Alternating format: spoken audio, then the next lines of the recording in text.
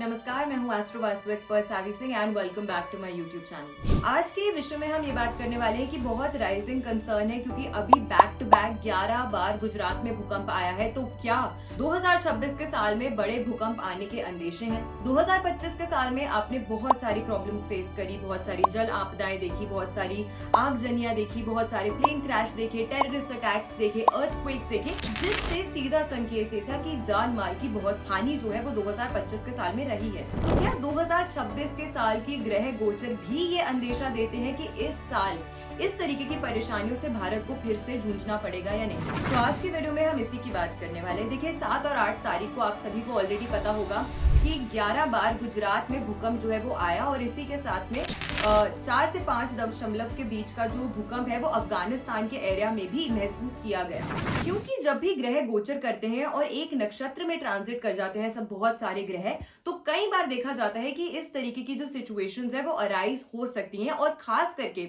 जब वो ग्रह या तो पाप प्रभावित हो जाए, पाप पीड़ित हो जाए, या फिर अपनी ही दशाओं में बहुत ज्यादा वीक हो जाते हैं।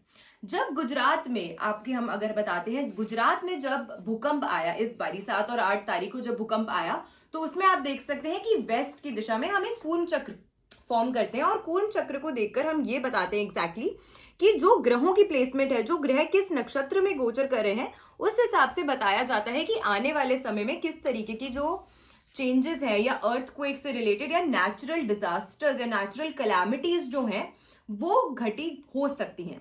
तो काफी सारे लोग हमसे ये पूछते हैं कि मैम आप तो एस्ट्रोलॉजर हैं, आपने पहले से क्यों नहीं प्रेडिक्ट किया?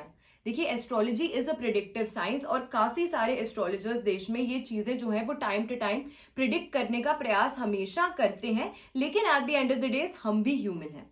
देखिए, अब जब क्योंकि मंगल, सूर्य, शुक्र और साथ में बुध, ये 4 ग्रह जो है वो धनु राशि में गोचर कर रहे हैं। धनु राशि में गोचर करने के साथ साथ एक ही नक्षत्र में भी गोचर कर रहे हैं, यानी कि डिग्री वाइज इनका कंजेशन बहुत क्लोज है।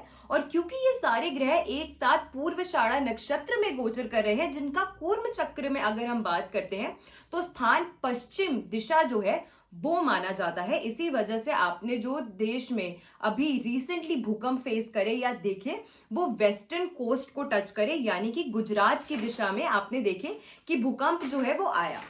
अब मैं सबसे पहले ये बोलना चाहती हूँ कि 2026 की जब मैंने भविष्यवाणियां करी थी, प्रेडिक्शंस की थी, मैंने उसमें पहले ही बताया था कि ये साल भी कोई इजी साल नहीं रहेगा।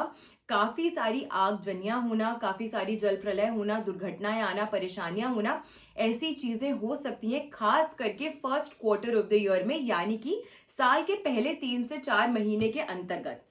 विशेष करके अगर मैं बोलूं तो 17 जनवरी और 18 जनवरी को अगर आप देखेंगे तो पंचग्रही योग जो है वो बन रहा है, जिसमें बुध, मंगल, सूर्य, शुक्र जो है वो उत्तराषाढ़ा नक्षत्र में रहेंगे और चंद्रमा जो है वो पूर्वाषाढ़ा नक्षत्र में रहेंगे। और 18 तारीख को चंद्रमा भी स्वयं इन्हीं 5 ग्रहों के साथ मिलके उत्तराषाढ़ा नक्षत्र में गोचर करेंगे। इसका सीधा इंडिकेशन ये है कि हमारे देश के नॉर्थ वेस्ट भाग में या फिर हमारे देश से नॉर्थ वेस्ट जो कंट्रीज हैं, जैसे कि पाकिस्तान, अफगानिस्तान, ये जो देश हैं, यहां पर बड़े भूकंप आने की जो अंदेशे हैं वो बहुत स्ट्रांगली, बहुत तीव्रता से देखने को मिलते हैं। खास करके हमारे देश में पंजाब, हरियाणा, राजस्थान, हिमाचल, उत्तराखंड और साथ के साथ में जम्मू कश्मीर का भी कुछ एरिया, इन एरियाज में भूकंप आने के जो अंदेशे हैं वो जनवरी के महीने में काफी ज्यादा स्ट्रांगली मुझे नजर आ रहे हैं। दूसरी चीज, घबराना नहीं है। ज्योतिष एक प्रिवेंटिव साइंस भी है, हम आपको पहले से बताते हैं ताकि आप सतर्क रह सके। जो लोग ट्रैवल करने की सोच रहे हैं इस समय के दौरान, उन देशों में या उन हिस्सों में, भागों में ट्रैवल अगर ना करें, पहले से सतर्क हो सकते हैं, तो ये आपके लिए, आपकी सुरक्षा के लिए काफी ज्यादा बेहतर है।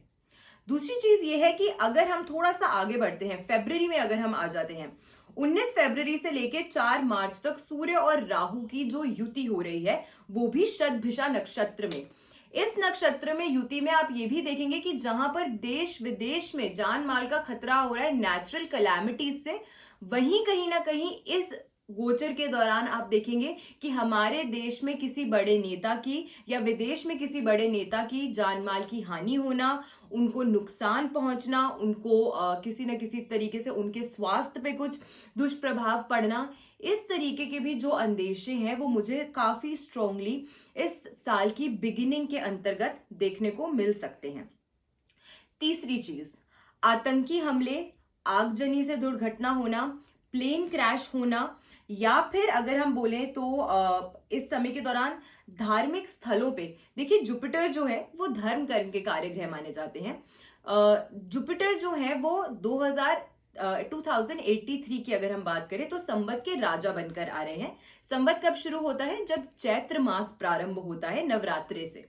अब मार्च में 19 मार्च को जब संवत बदलेगा तो तब जुपिटर जो है वो राजा की गद्दी को संभाल लेंगे और साथ में मंगल जो है वो मंत्री बनकर आएंगे। लेकिन इस स्पैन के बीच में जुपिटर जो है वो रेट्रोग्रेड भी चल रहे हैं, वक्री मूवमेंट में भी चल रहे हैं और पिछले वर्ष से अतिचारी भी चल रहे हैं। यानी कि इसका मतलब ये हुआ कि जुपिटर जो धर्म कर्म के कार्यग्रह माने जाते हैं, जब उनकी अतिचारी मूवमेंट और रेट्रो मूवमेंट एक साथ आ जाती है तो धार्मिक स्थलों पर भी अगर आप जा रहे हैं तो थोड़ा सा आप प्रयास यही कीजिए कि ऐसे समय पे जाए जब बहुत ज्यादा भीड़ ना हो, ताकि किसी को भी कोई भी हानि, नुकसान या परेशानी जो है वो ना हो सके, ताकि प्रशासन भी सब कुछ अच्छे से स्मूथली मैनेज कर सके और आप लोग भी अगर दर्शन करने जा रहे हैं तो भगवान का पूर्ण आशीर्वाद आप लेकर आ सके। तो क्योंकि इस समय के दौरान अगेन भीड़ भड़के से, भगदड़ से लोगों को परेशानी होना, लोगों को जान माल का खतरा होना, हानि होना, इस तरीके के भी जो अंदेशे हैं वो बनते हुए नजर आते हैं। खास करके वो एरियाज, पंजाब, हरियाणा, राजस्थान, गुजरात, हिमाचल, उत्तराखंड, इन बेल्ट्स में जो प्लेस्ड धार्मिक स्थल हैं, इन बेल्ट्स में जो प्लेस्ड एरियाज हैं, टूरिस्ट स्पॉट्स हैं, वहां पर जाने के लिए तो आपको बहुत ज्यादा सतर्क रहना चाहिए, केयरफुल रहना चाहिए। जब भी आप ट्रैवल कर रहे हैं तो हर चीज आपको अपनी जो पूरी आइटनरी है उसे बहुत सोच समझ के वेल प्लान करके ही बनानी है, क्योंकि ये जो first 3 months of the year रहने वाले हैं, अगेन मैं आपको बता रही हूं, यहाँ पर बड़ी दुर्घटनाएं होने के जो अंदेशे हैं वो काफी स्ट्रांग नजर आते हैं। तो नेचुरल डिजास्टर्स या नेचुरल कैलामिटीज आना, या फिर किसी न किसी ट्रांसपोर्ट से अगर आप ट्रैवल कर रहे हैं तो वहां पर, जैसे अभी लेटेस्ट न्यूज भी आपने देखी होगी कि बस में यात्री ट्रैवल कर रहे थे, बस जो है वो खाई में गिर गई। तो इस तरीके से काफी सारी जो दुर्घटनाएं हैं वो घटने के चांसेस हैं। इसीलिए using astrology solely as a preventive science, अगर आप इसे इस तरीके से जानते और समझते हैं तो आप आने वाली चीजों को और बेहतर तरीके से समझ सकते हैं, एनालाइज कर सकते हैं। देखिए, आज जब मैं ये वीडियो बना रही हूं, आज की तारीख की अगर हम बात करें तो आज 9 जनवरी है। अभी बहुत लंबा समय है। मैं पहले से ही आपको बता रही हूं कि फरवरी से लेके मार्च तक का जो समय है वो काफी ज्यादा ऐसा समय है जब आपको सतर्क रहना है। तो ज्यादा से ज्यादा लोगों तक इस वीडियो को शेयर जरूर कीजिएगा। एक रेमेडी जो आपको जरूर करनी चाहिए वो है नाम जाप करना। भगवान का स्मरण कीजिए, नाम जाप कीजिए। इन चीजों से आप अपने आसपास एक पॉजिटिव ऑरा जो है वो अपने लिए क्रिएट करते हैं, अपने दोस्तों के लिए, अपनी फैमिली मेंबर्स के लिए क्रिएट करते हैं। तो एक अच्छी रेमेडी जो आपको जरूर करनी चाहिए साल के अंतर्गत, क्योंकि बृहस्पति राजा बनकर आ रहे हैं, स्वयं गुरु जो धर्म कर्म के कार्यग्रह माने गए हैं वो राजा की उपाधि संभाल रहे हैं। तो जितना पुण्य करेंगे, जितना धर्म कर्म का कार्य करेंगे, 14 जनवरी से मकर संक्रांति होती है। 14 जनवरी को सूर्य इस समय के दौरान अपने सबसे लो डिग्री पे होते हैं, 0 डिग्री के होते हैं, षष्ठांश में बहुत ही वीक स्थिति पे होते हैं, लेकिन यहां से उत्तरायण हो जाते हैं। तो 14 जनवरी के दिन खिचड़ी का दान कीजिए, खुद भी खिचड़ी बना के अपने घर में खाइए। अच्छे दान पुण्य के जो काम है वो आपको जरूर करना चाहिए। अपने घर में अगर आप खिचड़ी बनाते हैं तो उससे आपको खुद कंज्यूम जरूर करनी चाहिए।